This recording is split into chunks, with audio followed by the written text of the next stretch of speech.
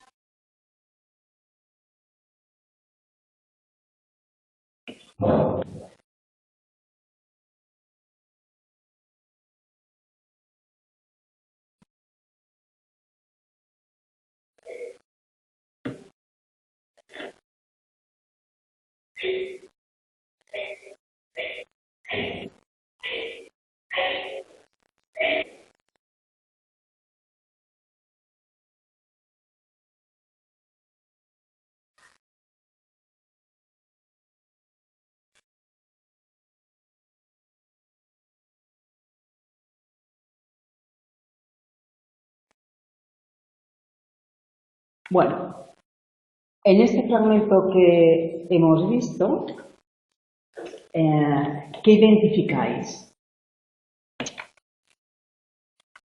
En esta conducta que habéis visto, ¿qué identificáis?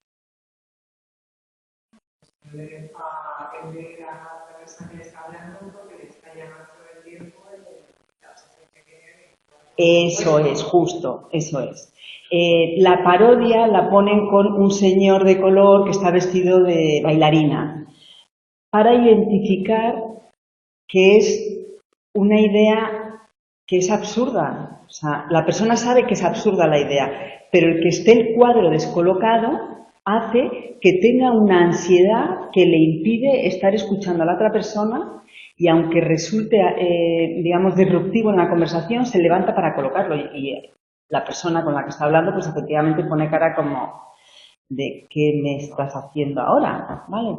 Entonces, tiene mucha potencia este vídeo por el significado de esos pensamientos intrusivos que son irracionales, ¿vale? No la idea de que sea un personaje que no existe, porque si fuera un personaje que no existe, ¿qué patología sería? Eso es, sería una esquizofrenia, ¿vale? Bueno, dentro de lo que es la conceptualización del tema, en el DSM-4, que es lo que vosotros estáis trabajando ahora y en base a lo que va a ser el examen, el trastorno obsesivo-compulsivo está encuadrado dentro de los trastornos de ansiedad, pero ya en el DSM-5 aparece diferenciado fuera como un ente independiente, porque tiene su verdadera idiosincrasia. En esta clasificación del DSM-4 y en base al fragmento que hemos visto ahora, esas ideas intrusivas tan delirantes le hacía que conceptualmente estuviera muy cerca del concepto de psicosis. Pero ¿qué diferencias fundamentales hay con los trastornos psicóticos? ¿Qué es un trastorno psicótico?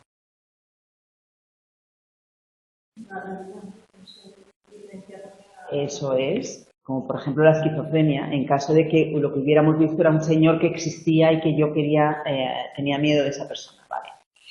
Entonces, ¿qué diferencias hay? Pues diferencias, la persona que tiene un psicoticismo, como es autorreferenciado el malestar, él nunca considera que está enfermo, que tiene un trastorno. Mientras que la persona con una obsesión sí que es capaz de darse cuenta que él tiene un problema. Es decir, tiene conciencia del problema. Aunque esto luego en la práctica, cuando nos vienen a consulta, no es por motivación propia, es por presión del entorno o vienen por un problema de depresión que está favorecido por un trastorno obsesivo-compulsivo. Pero en todo caso, cuando se le desenmascara el problema a la persona lo reconoce perfectamente y se da cuenta que es irracional. No es autorreferente. Autorreferente es el que el sujeto piense que tiene relación con su propia identidad. Por ejemplo, en la psicosis es autorreferencial porque es que me están persiguiendo, que no me quieren ayudar, que me está haciendo mal a propósito, que me lo han quitado y piensan que no me doy cuenta, que me están diciendo que haga una cosa y yo tengo que hacerla. Mientras que aquí no es en relación a la persona, no es que moviendo el cuadro él consiga que le crezca el pelo o que cante mejor. No, es para rebajar su malestar, que normalmente está relacionado con ideas más de responsabilidad sobre las personas o sobre los seres queridos. ¿Vale? Por ejemplo, si a mí se me pasa por la cabeza que mi madre puede tener una enfermedad, esa angustia de haberlo pensado hace que no me la pueda quitar de la cabeza y que intente hacer algo para rebajar esa ansiedad. Pero no es autorreferente. Por lo tanto, al no ser autorreferente, no hay deterioro en el sujeto comparado con el deterioro de una persona que tiene una demencia senil, una psicosis. Cuando vemos una persona con esquizofrenia, tienen una forma de hablar, de andar, tienen una actitud, que sin embargo una persona con un TOC es una persona absolutamente normal. Nos cuesta darnos cuenta que esa manía que tiene le está perjudicando, digo socialmente. Y esto lo digo porque en muchos de los casos trastornos obsesivos compulsivos han sido favorecidos en el entorno familiar.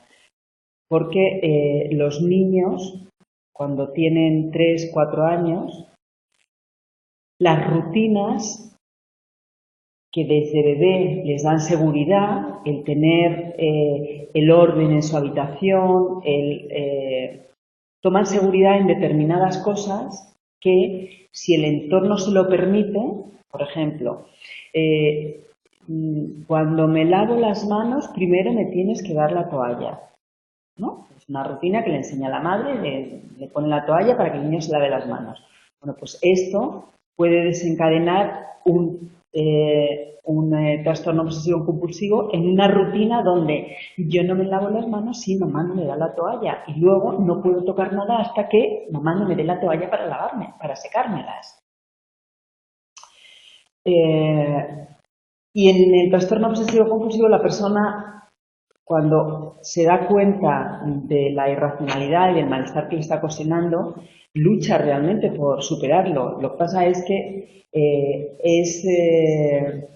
como es algo no voluntario, inicialmente le va a costar mucha dificultad si no tiene una ayuda externa. La clasificación en el DSM-4 reconoce que para identificar un trastorno obsesivo-compulsivo tiene que haber obsesiones, siendo obsesiones ideas que no tienen sentido y que además son inapropiadas. Normalmente aparecen parejas a compulsiones. Las compulsiones, por ejemplo, En el caso que nosotros trabajamos con anterioridad, ¿cuál sería la conclusión de esta señora?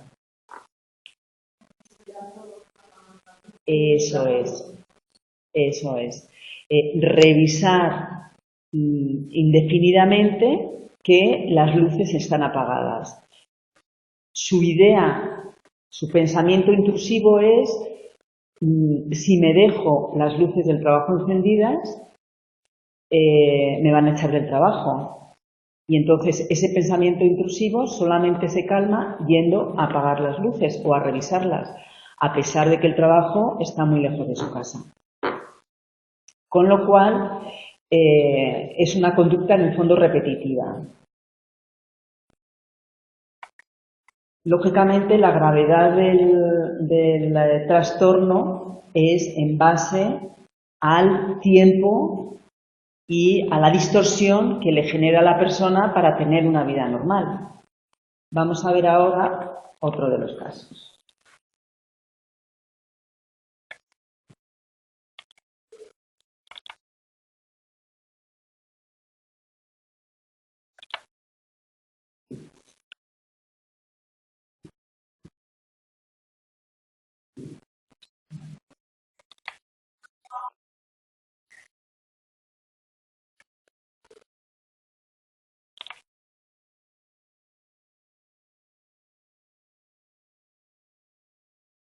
...22 años. Estaba 100 veces al día en usted.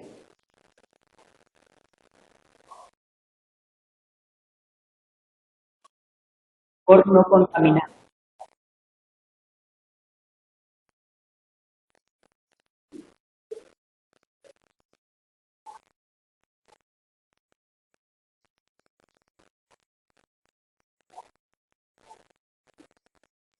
Ideas obsesivas de contaminarse con gérmenes.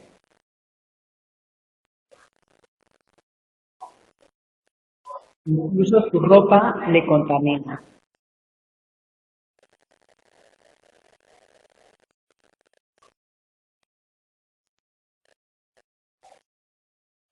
A veces el malestar que le genera le hace golpear. Esta es su hermana que dice el sufrimiento que pasan.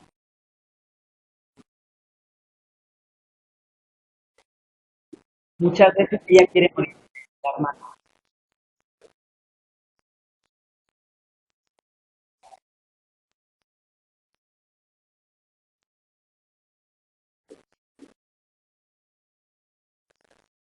Leonardo DiCaprio ha contado alguna vez que de niño tenía muchas obsesiones, no complejo, y hizo esta película El Aviador.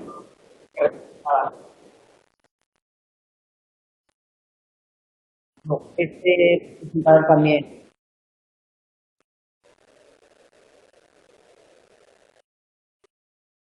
Seca, parece que ha reconocido también en el caso.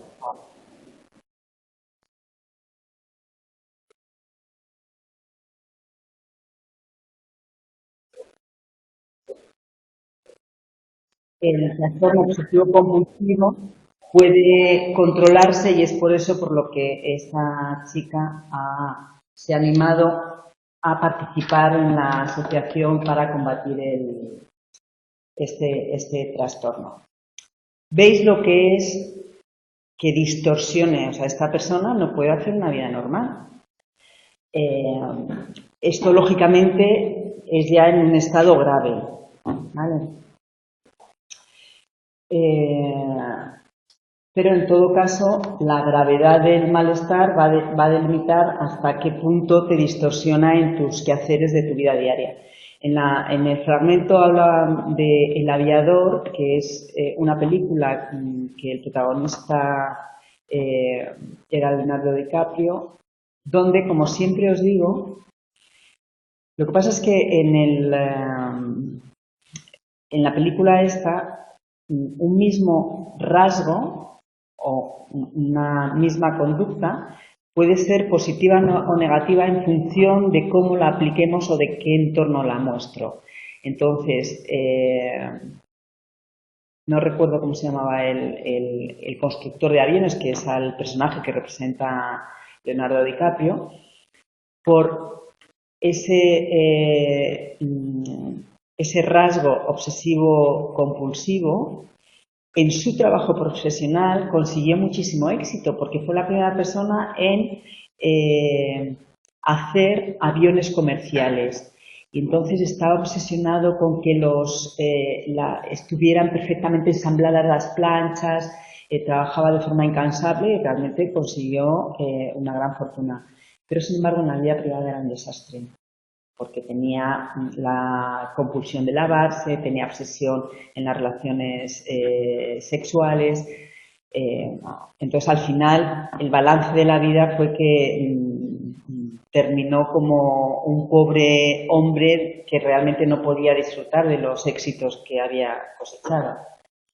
Y luego, en cuanto a Beckham, yo sí que me suena haber leído en la época en la que estuvo en España que se cambiaba de calzoncillo cada día y tiraba, no por cambiárselo, que eso es lo normal, pero que lo tiraba, o sea, utilizaba un calzoncillo nuevo cada día. Bueno, pues eso es un rasgo obsesivo. Pero vamos, no por ese rasgo se determina que tiene un trastorno obsesivo compulsivo, probablemente tuviera más cosas. Bueno, atendiéndonos al criterio diagnóstico del DSM-4, vemos cómo los ítems que estuvimos trabajando en el análisis del caso, donde insistimos que no son simplemente preocupaciones excesivas, sino que la persona no puede suprimir esos pensamientos y le genera mucho malestar a ella y al entorno, interfiriendo en su vida. ¿Cómo se relaciona? ¿Qué relación tiene una obsesión con una compulsión? Pues en el fragmento de las imágenes que hemos visto ahora está claro que ante la obsesión de me voy a contaminar porque puedo tocar algún germen que me transmita alguna enfermedad, la compulsión que rebaja ese malestar, ¿qué sería? Eso es. No tocar las cosas con las manos y estar permanentemente limpiándose las manos. Entonces, la compulsión está directamente relacionada con el argumento de su obsesión. Pero tenemos que ser conscientes que no siempre va a ser así, porque puede ser que cuando yo tengo un pensamiento de fatalidad, que a mi familia le puede pasar algo, esa ansiedad que me genera y la responsabilidad y el sentimiento de tener, o sea, ya solamente con el hecho de pensarlo, estoy dañando a mi familia, entonces, pues puede generar, por ejemplo, para rebajar ese malestar, un ritual mental que le haga rebajar ese malestar, como por ejemplo, uno de los casos con los que yo trabajé era una bióloga que tenía que, cada vez que tenía esos pensamientos intrusivos, tenía que rememorar todos los pasos de la fotosíntesis, que no se hace en 4 segundos, sino que podía estar 2 minutos rememorando exactamente los pasos de la fotosíntesis. Imaginaos qué tortura y qué falta de coherencia entre el pensamiento y lo que hago para rebajar el malestar. Pero es que eso le relajaba y como lo relajaba tenía efecto. ¿Vale? Entonces, las obsesiones son pensamientos y las compulsiones son conductas bien reales o bien mentales. En todo caso, como venimos diciendo a lo largo de toda la clase, el sujeto reconoce que no tienen sentido estos pensamientos. Vamos a ver otro de los casos.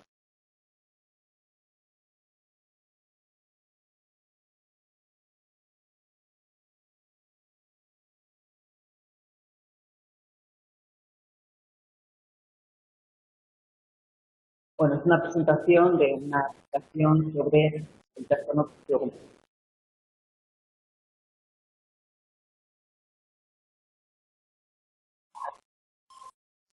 He tratado de forma incorrecta la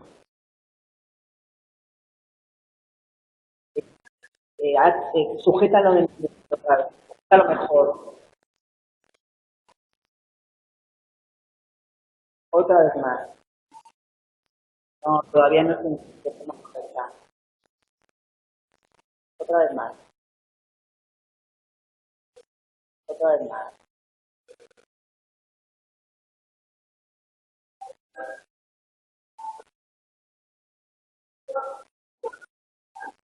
Bueno, una amiga, sí, sí, tal. Y de pronto, no sé si esto lo voy a hacer, o sea, un pensamiento negativo que le genera ansiedad. Y cuenta, un, dos, tres, cuatro. Ya, bueno, perdona, no habla. Ya tan estupendo. ¿Cómo? No entiendo. Ah, ¿cómo? A las personas, ¿qué más? A sufrimiento. No, todavía no está bien. No,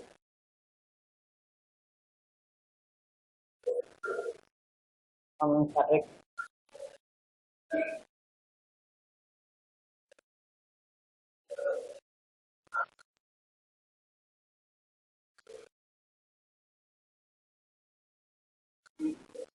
qué presenta ella. Dice que su trastorno obsesivo compulsivo desde 18 años.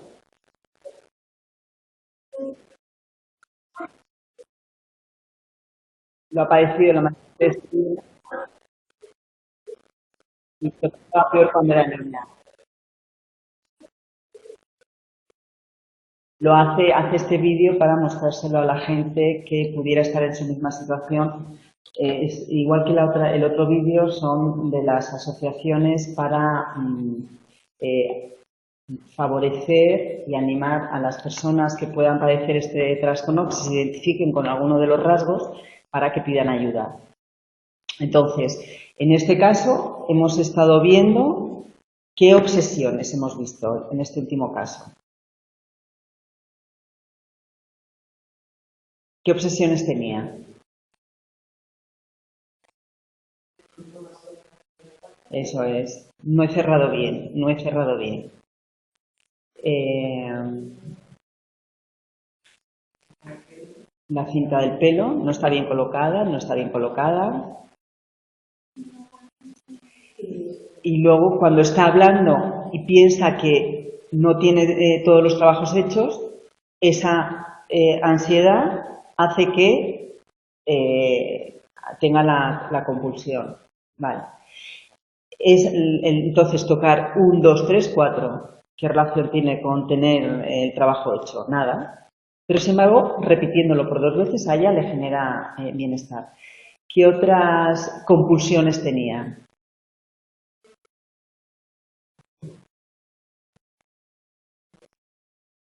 Colocarse la punta del pelo. O sea, mi idea, mi obsesión es no está bien colocada.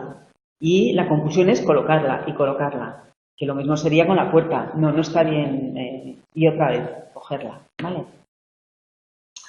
Entonces, en esta relación funcional hemos visto en este caso cómo hay unas que son coherentes con la idea, mientras que otras no tienen nada que ver, pero le rebajan el malestar.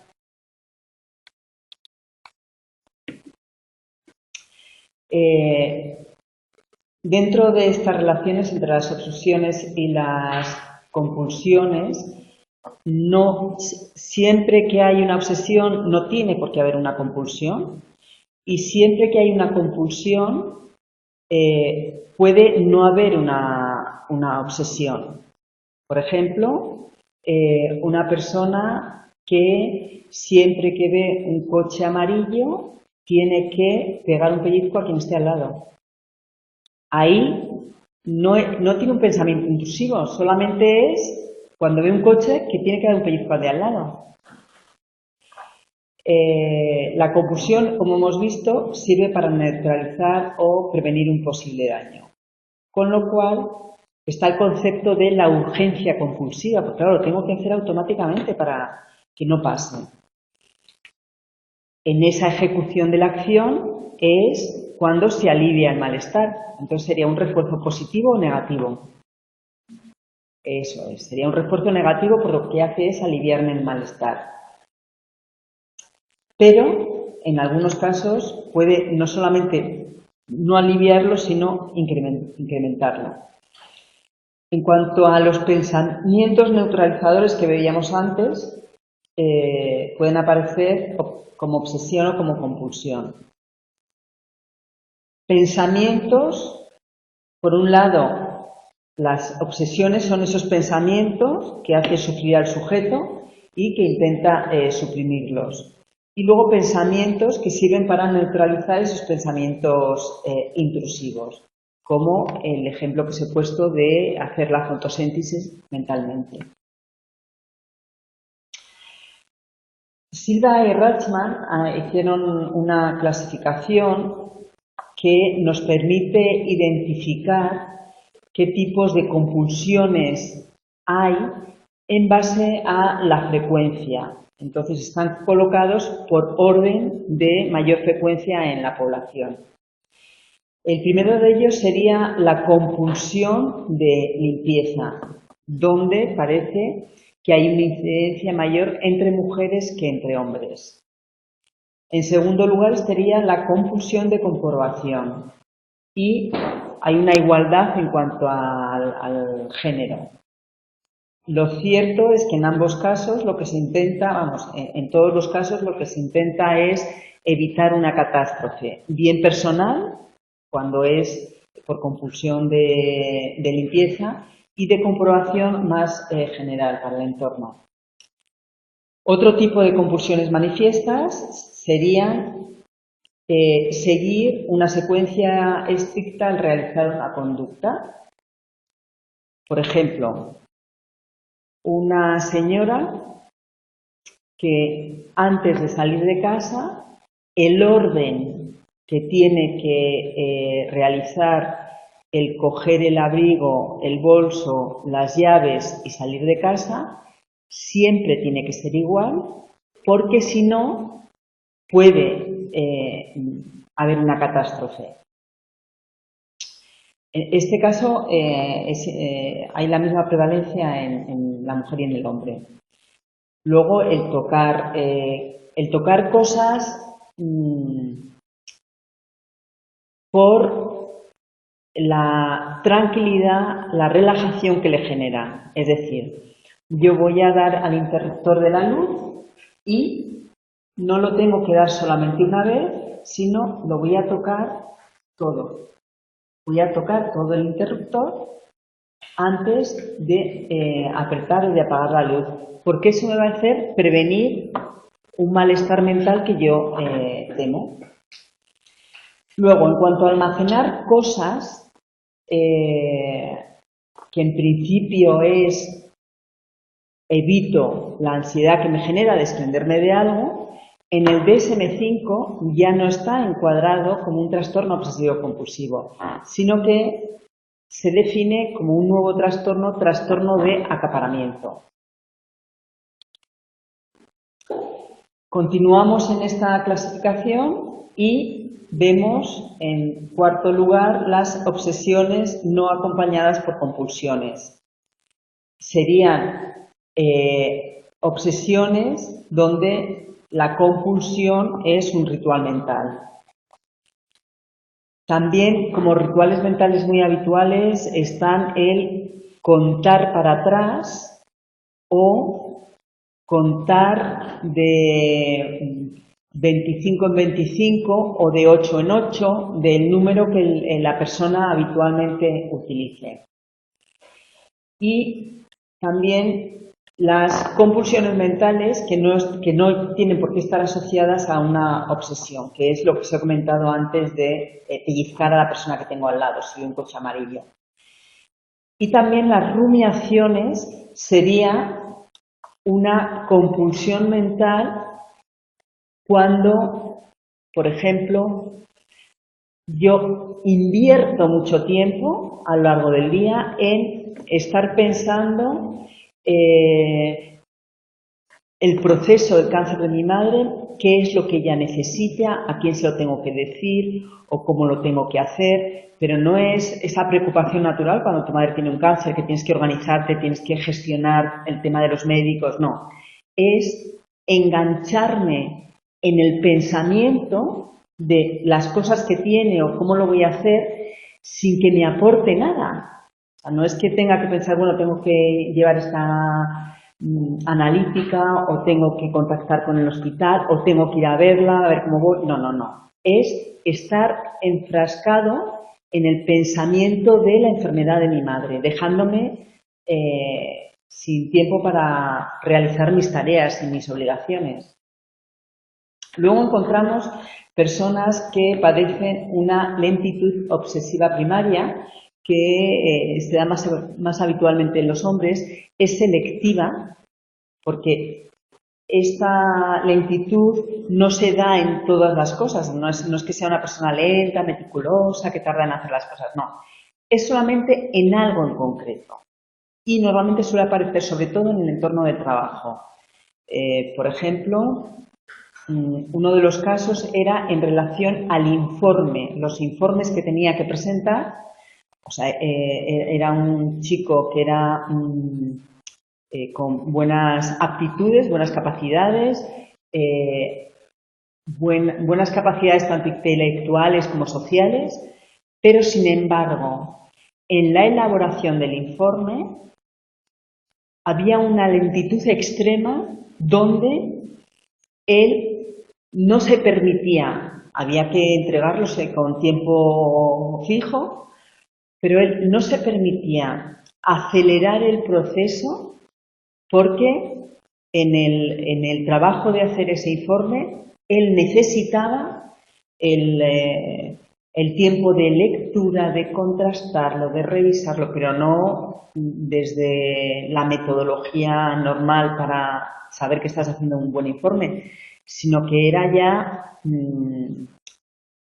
perjudicial para la empresa, porque ya estaba revisado, tal, no, y él no podía presentarlo porque tenía que recontar otra vez las cifras que había hecho, ¿sabes?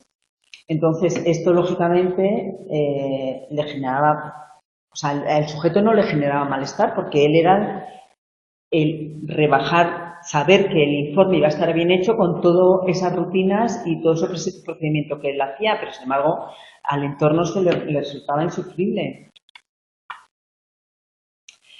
En esta clasificación de Ragman encontramos también unos subtipos que define en base al concepto de polución en la mente, que realmente son obsesiones, compulsiones de limpieza, pero no de limpieza como hemos visto en el vídeo de esta chica, de una limpieza física, de limpiarte la suciedad externa, sino es una suciedad interior, una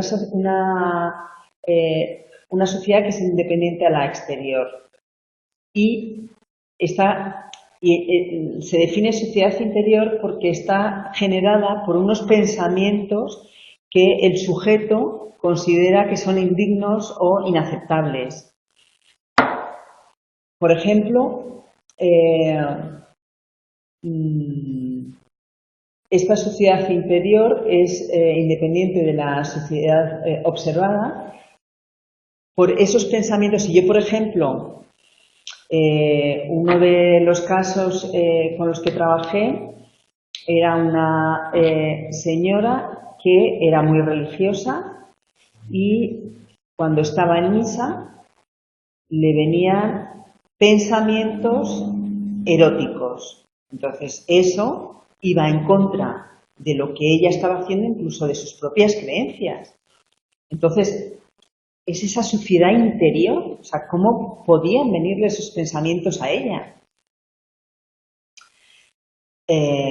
Lógicamente son pensamientos inaceptables para la persona. Y luego pueden estar también favorecidos por miedo a la enfermedad. En el manual tenéis una tabla que identifica muy bien los antecedentes, desencadenantes y demás, y las diferencias entre la polución mental, la ansiedad, la limpieza, que es diferente, y la ansiedad por enfermedad. Entonces, en la polución mental no tiene por qué haber un contacto físico, sino que son esos pensamientos repugnantes o ideas blasfemas. Mientras que en la ansiedad por limpieza es imprescindible que el sujeto haya tenido un contacto físico con el objeto, lo que le produce ese malestar. Y la ansiedad por enfermedad es esencial también el contacto físico la mayoría de las veces, sobre todo con personas enfermas. Ya estos antecedentes nos hacen desencadenar e identificar las diferencias entre ambos conceptos. Vamos a ver ahora cómo evoluciona y la prevalencia del trastorno. Bueno, pues en estudios epidemiológicos, ¿qué tipo de población son los estudios epidemiológicos? Eso es, justo en la población normal vemos que hay de un 8 a un 2,5%, que es muy alto. La sintomatología obsesiva compulsiva es del 80% en la población general. ¿Qué significa?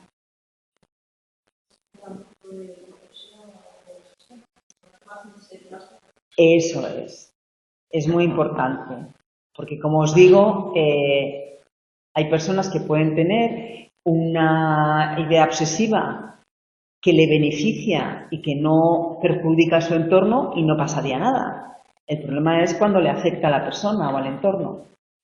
Las diferencias entre que sea solamente síntomas aislados o que sea un trastorno va a ser en la cantidad de sintomatología que presenta, no en las características de la sintomatología. O sea, son diferencias cuantitativas y no cualitativas. La edad de inicio, pues en la adolescencia, aunque pueda aparecer a los 5 o 6 años, como os digo, porque el entorno favorezca esa tendencia de los niños a coger seguridad en las rutinas o en las cosas. Y el desarrollo es gradual con un curso crónico. Esto significa que cuando trabajamos con una persona con un trastorno obsesivo-compulsivo, lo que le vamos a enseñar es a reconocer que su nivel de activación hace que desencadene esos pensamientos, favorecido en muchos casos por parte de influencia del contexto en su crianza. Entonces, vamos a combatir una obsesión que tenga en el momento y el sujeto tiene que aprender a ir combatiendo y exponiéndose a aquellas que puedan ir apareciendo también. ¿Qué relación tiene el trastorno obsesivo-compulsivo con otros trastornos? Bueno, pues con la depresión tiene una doble relación, porque el trastorno obsesivo-compulsivo puede aparecer después de la depresión. Es decir, una persona empieza con depresión, esa depresión le genera ansiedad que combate, o sea, relacionada con esas obsesiones y puede combatir inclusive con algunas conductas de comprobación o compulsivas. Entonces, ¿qué vamos a trabajar con esta persona? La depresión. Y al bajar la depresión, automáticamente van a desaparecer esas obsesiones.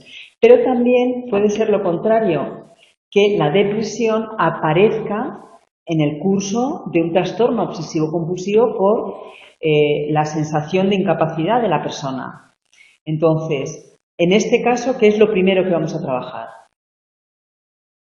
No, siempre la depresión, porque una depresión, ¿habéis estado en contacto con alguna persona que tenga depresión? Es una persona que no quiere ni respirar. Entonces, un trastorno obsesivo, no quiere ni respirar significa que no tiene ni fuerzas para enfrentarse a levantarse de la cama, y un trastorno obsesivo compulsivo se basa en la exposición, en ver que no te va a pasar nada, o sea, que no das los golpecitos a la pared y no va a pasar nada. Entonces, claro, si tú no te puedes levantar de la cama, ¿cómo vas a hacer encima que afronte el miedo que tiene hacia cosas que le generan mucho temor? Entonces, siempre el estado emocional es lo primero que vamos a trabajar. Bueno, veo que vuestro compañero, cuando estábamos hablando de la película del aviador, ha comentado que era Howard Hughes. Muchas gracias. Bueno, vosotros que estáis ahí, si veis que contestan los alumnos, por favor decídmelo porque yo no atiendo casi a ello. Bueno, vamos a ver ahora los modelos explicativos. Desde factores biológicos sí que se ha visto la relación que hay en la inhibición del sistema neuronal en los sistemas dopaminérgicos, cómo están hay dificultades en la activación del sistema dopaminérgico cuando hay procesos obsesivos. Y también está relacionado con la serotonina. Las personas que tienen problemas obsesivo-compulsivos normalmente se les prescribe inhibidores de la recaptación de la serotonina para que haya más serotonina que favorece la recuperación. Desde orientaciones cognitivas, Salkowski habla de la importancia de los factores cognitivos en el proceso de la adquisición y mantenimiento, por la influencia que tienen las expectativas de las personas en los acontecimientos y la influencia también de los sistemas de creencias que puedan influir en todos estos procesos.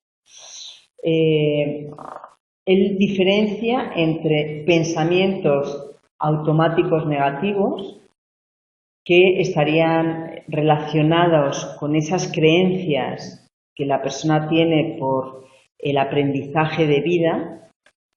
Si yo desde pequeña me han estado inculcando que no te puedes fiar ni de tu padre, eso es una creencia muy intrínseca de la persona,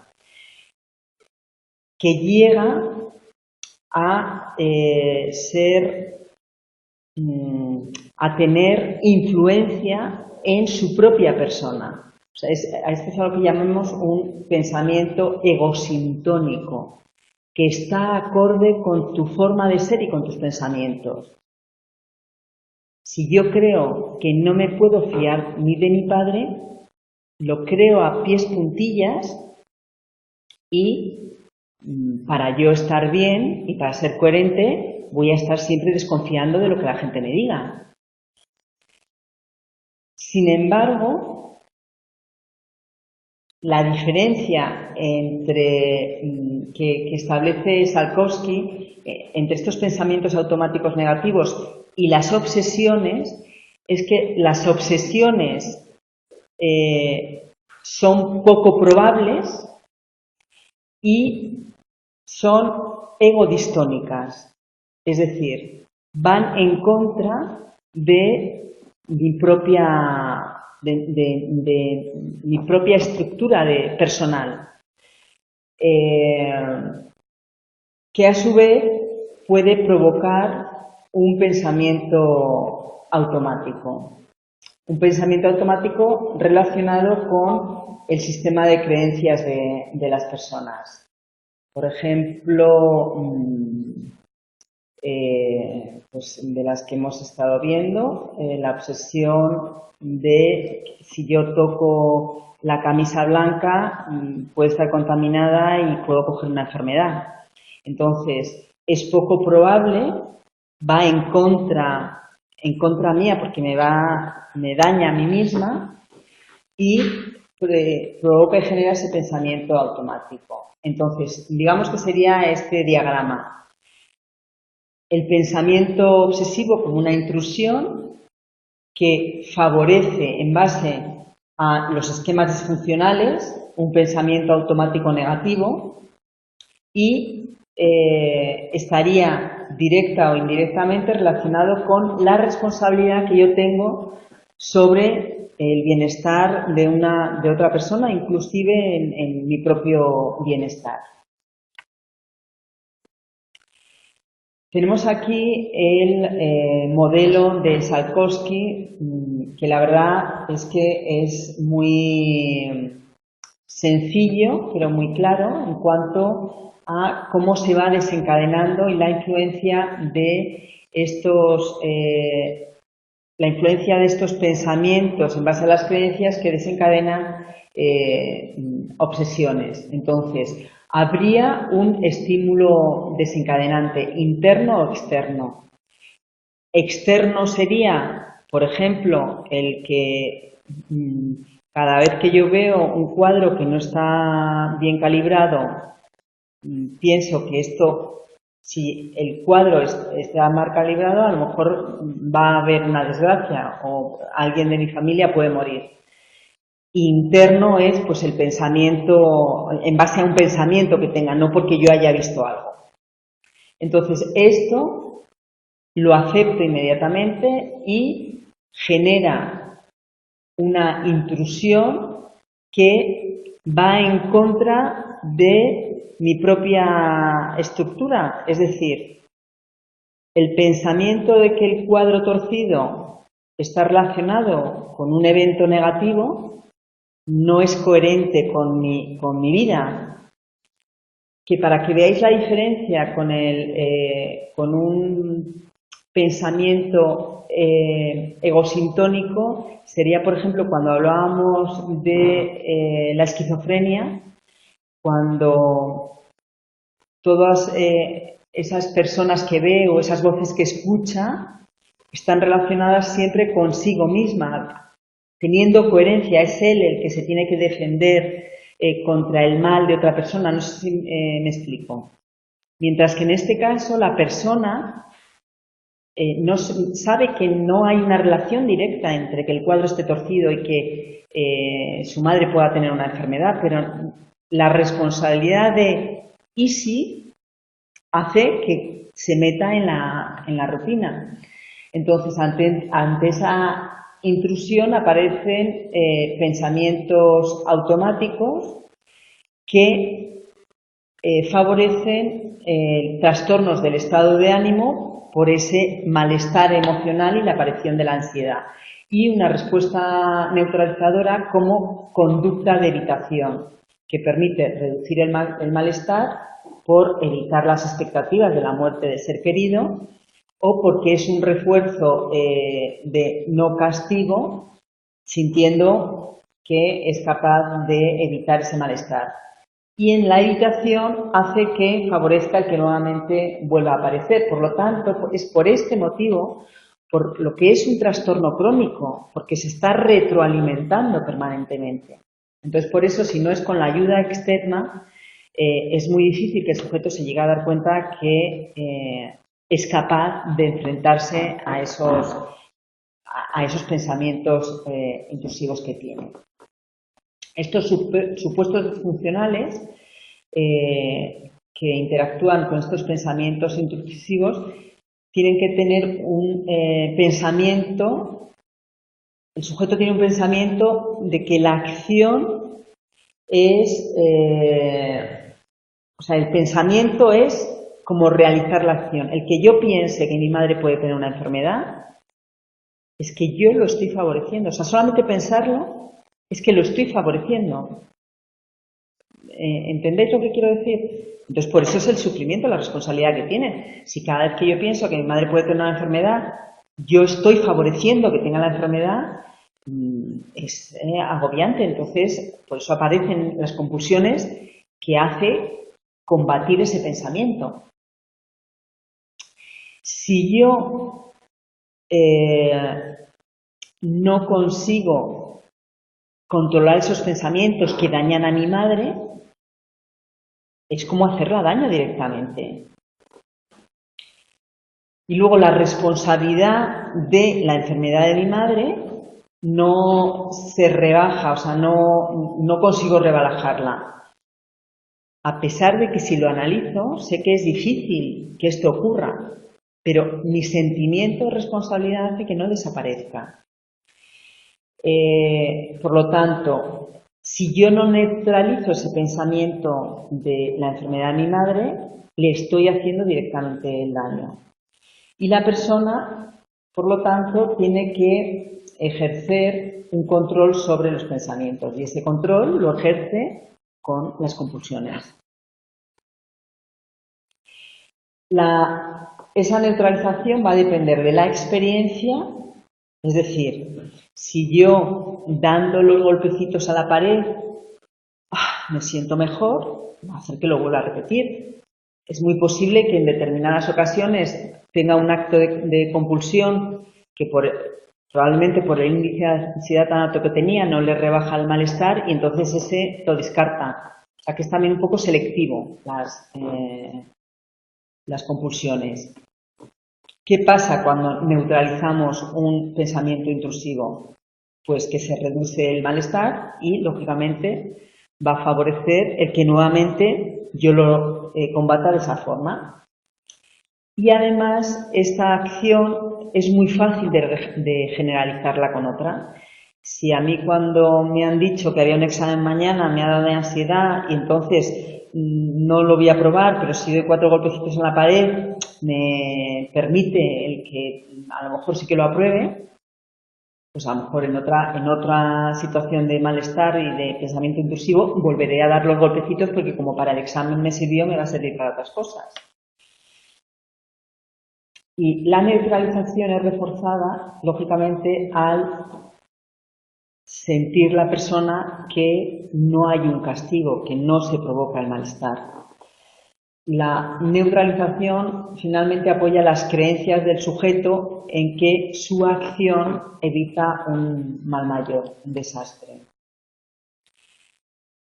En cuanto a la relación entre el estado de ánimo y las obsesiones, según Salkowski, si la intrusión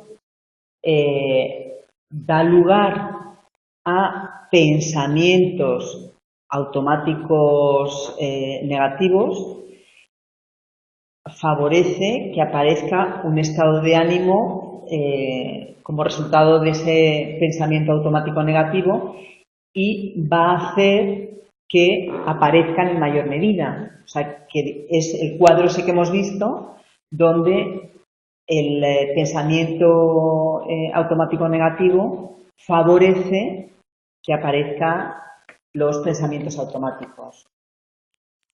Con lo cual, nuevamente, las creencias tienen mucha influencia en este trastorno como en tantos otros.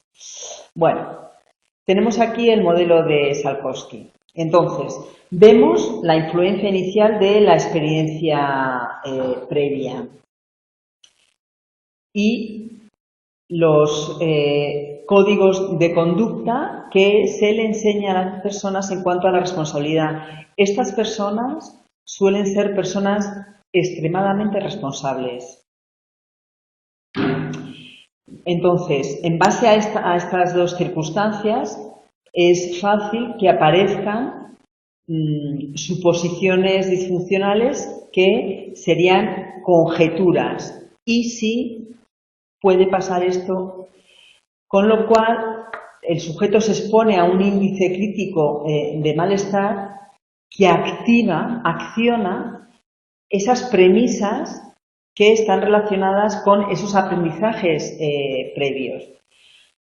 Las obsesiones normales se convierten en un foco de responsabilidad y subraya las obsesiones normales porque nadie quiere que su madre enferme o nadie quiere que se queme la casa o el lugar de trabajo.